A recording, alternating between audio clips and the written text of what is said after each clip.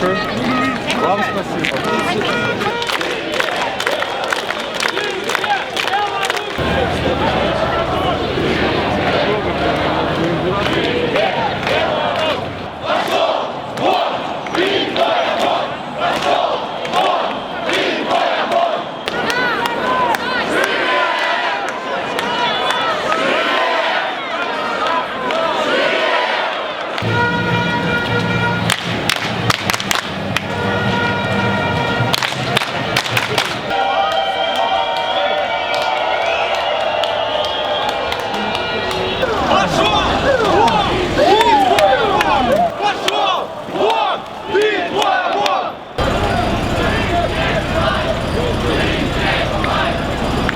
Отец воевал против фашистов. И отец сказал, больше фашистов не будет.